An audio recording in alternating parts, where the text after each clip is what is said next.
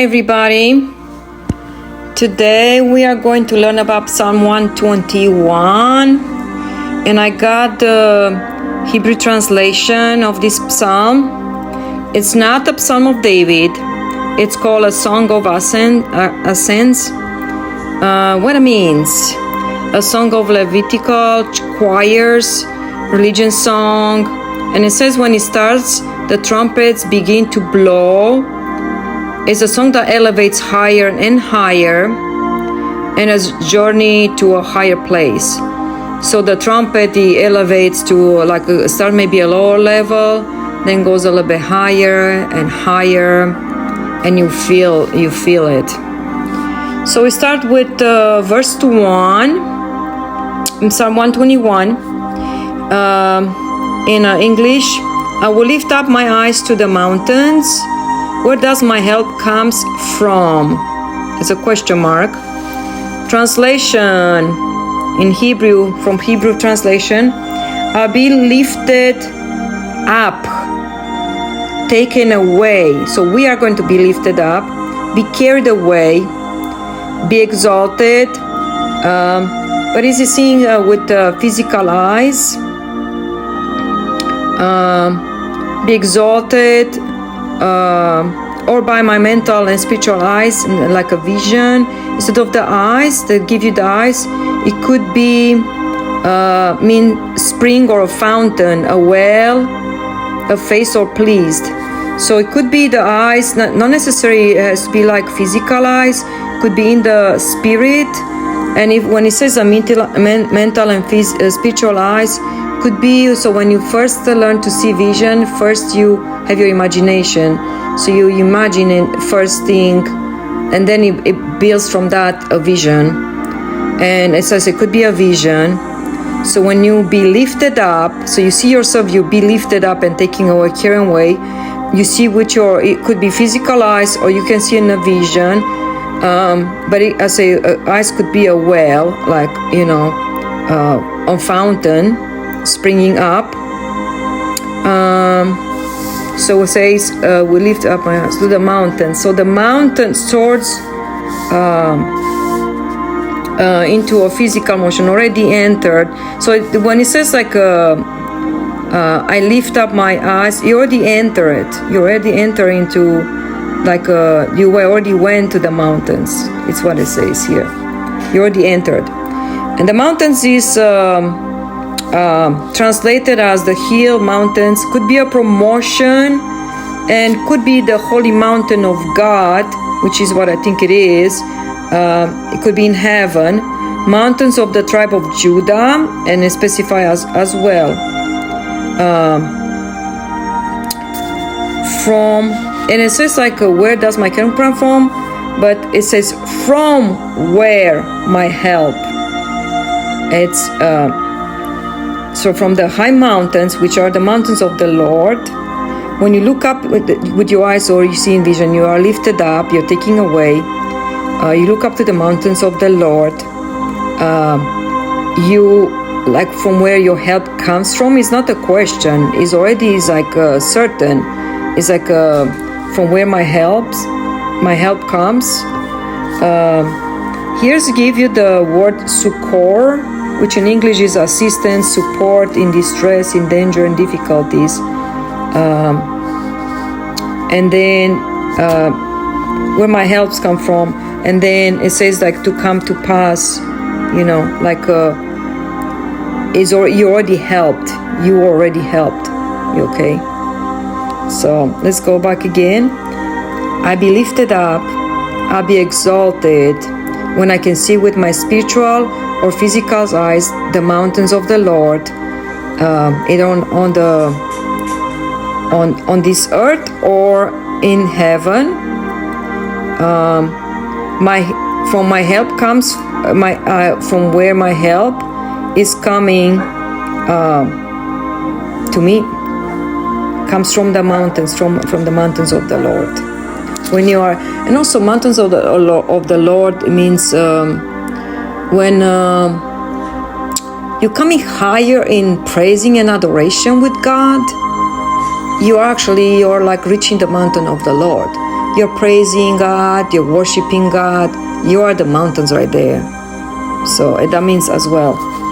Second, English, my help comes from the Lord, the maker of heaven and earth. Hebrew translation, my help comes with Jehovah, Yahweh, beside Yahweh. Yahweh is the name of God in Hebrew. So my help comes with. It comes with the Lord, not from the Lord. It tells you the translation with. It comes beside. The Lord walks with your help. And specify who is the Lord. Is Yahweh, is the one who fashioned, produced, made an invisible heaven, sky, where the rain comes. So it's like heaven and earth, and heaven, it specify where the rains comes, because it comes from the sky. So specify it. Where angels and God's supposed to be. So it's very, very strong specification.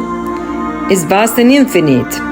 Okay, so it's the maker that who makes heaven, who makes produce heaven, makes fashioned, I would say that as more word, made heaven.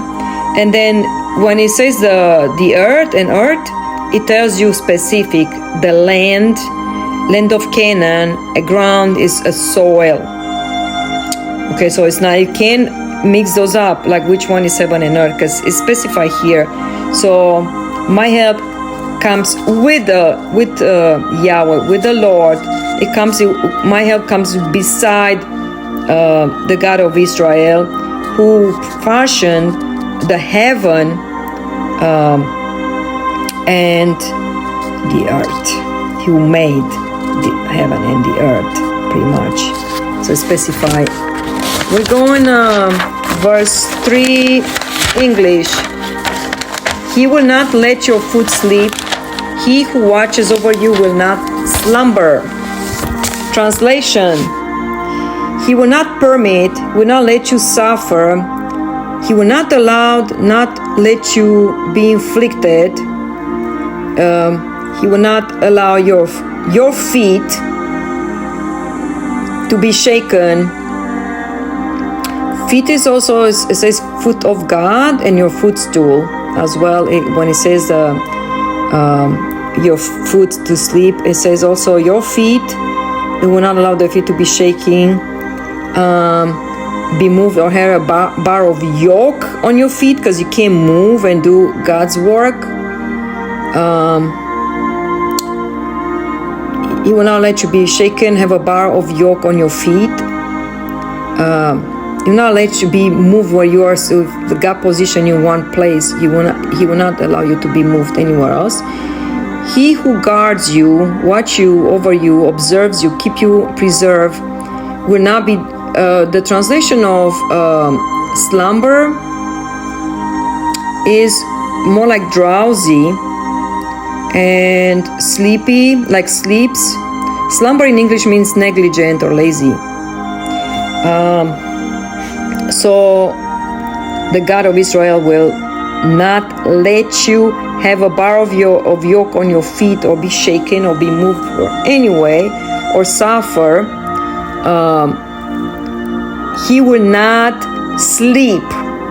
He was going to watch like a watchman is watching everything, make sure nothing will happen to you.